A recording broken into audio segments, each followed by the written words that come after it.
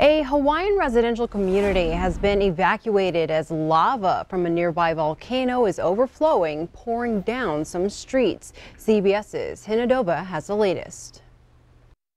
This is drone footage showing fountains of lava from the Kilauea volcano on Hawaii's Big Island as it began to erupt on Thursday. The lava, along with smoke and ash, spread into the Puna residential community of Leilani Estate, home to about 1,700 people.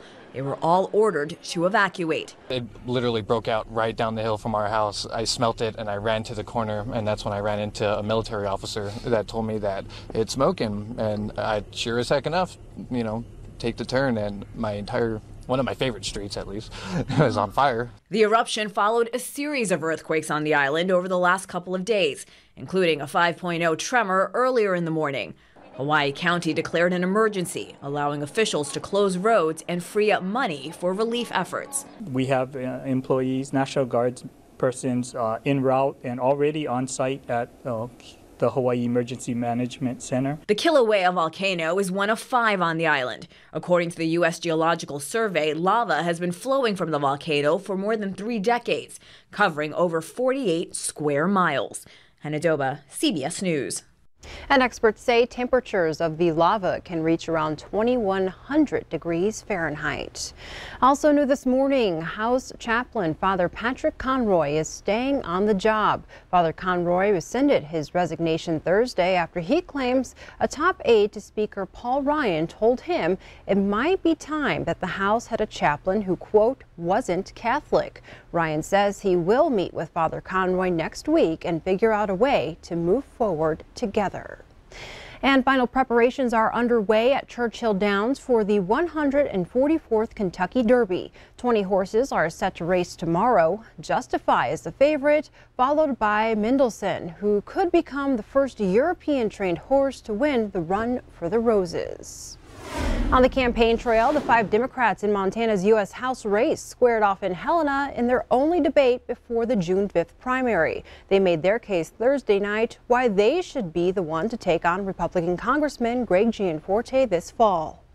I think we need someone who's both a fighter but also a fixer, that has a record of finding long-term solutions to thorny issues. And it's been 102 years since we first elected a woman to this seat, and it's time Jeanette had a successor.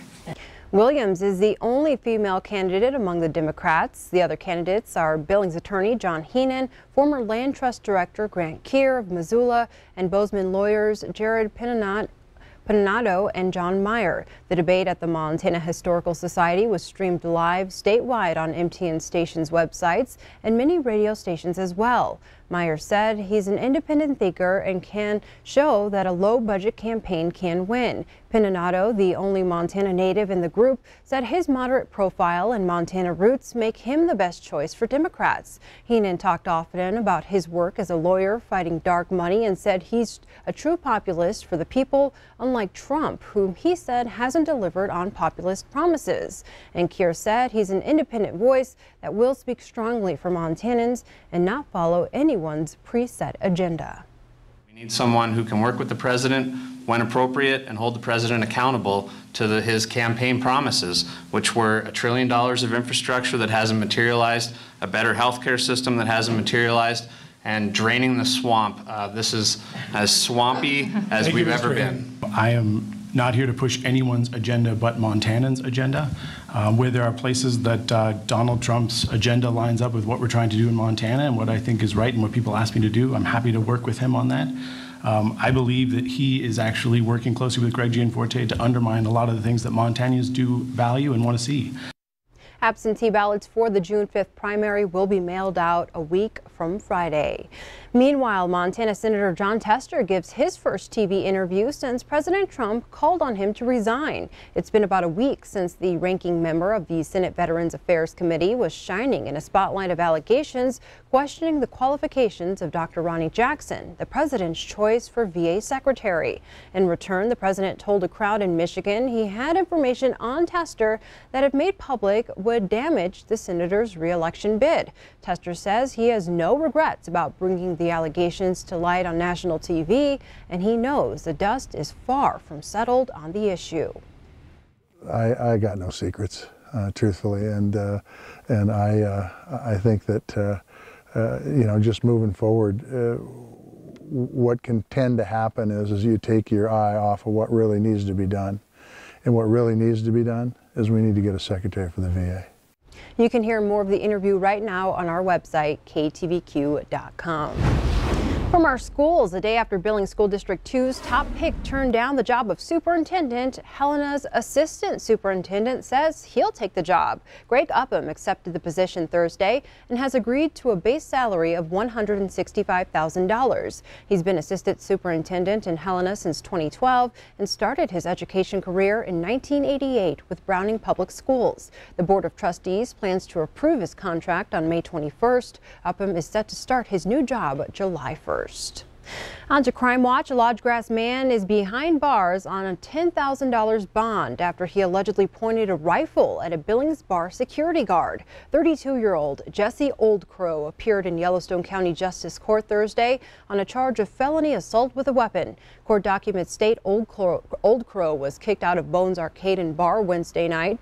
A security guard who followed him out says Old Crow then retrieved a rifle from his vehicle, cocked it, raised it, and charged. The guard tackled Old Crow and knocked the weapon out of his hands, holding him down until police arrived.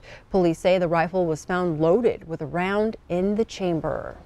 The remains of a North Dakota man who's been missing since 2015 were discovered this past weekend near Willow Creek in Gallatin County. North Dakota doctor Patrick J. Fitzpatrick was 74 when he disappeared near Three Forks in 2015. When he was first reported missing, crews searched for days but never found him. In the latest search effort, a bloodhound located Fitzpatrick's remains in a hidden hilly area about a mile from where his vehicle was found. The Gallatin County Sheriff says no foul play is suspected and Fitzpatrick's body will undergo further testing with a medical examiner. A pair of tourists had to be rescued from Beartooth Pass after they ignored several road closure signs and got stuck. The Park County, Wyoming Sheriff's Office says a 60-year-old man from LA and his 85-year-old father from Indiana were rescued on Tuesday. The men were trying to get to Yellowstone National Park and followed their GPS up the snow-filled highway. They called for help, but the cell phone disconnected before they could provide the dispatcher details. Search and rescue eventually located the men and brought them to safety. It's unclear if they were sighted. Elsewhere, the east entrance to Yellowstone National Park will open this morning, weather permitting. The east entrance road goes over Sylvan Pass, which is subject to sudden closures at any time due to avalanche concerns. Once over the pass, the east entrance road leads to Yellowstone Lake and eventually north to Canyon. Now, this video is from 2008. You can see just how deep the snow can pile up on a snowy year, much like this one. And check out this 2011 video of driving through Sylvan Pass on the 30th of May. With warm temperatures in the forecast this weekend, park officials warn that the sudden meltdown could force a temporary closure of Sylvan Pass.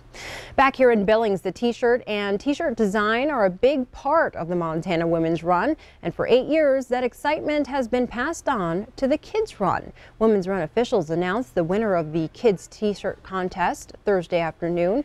8-year-old Aubrey Myers received the honor, and now her artwork will be worn by kids at this year's run. Aubrey's winning design, chosen from 60 entrants, says run because it's fun. The Kids Run is next Tuesday, May 8th at 6 p.m. at the Rocky Mountain College track. It is free and open to kids 10 and younger.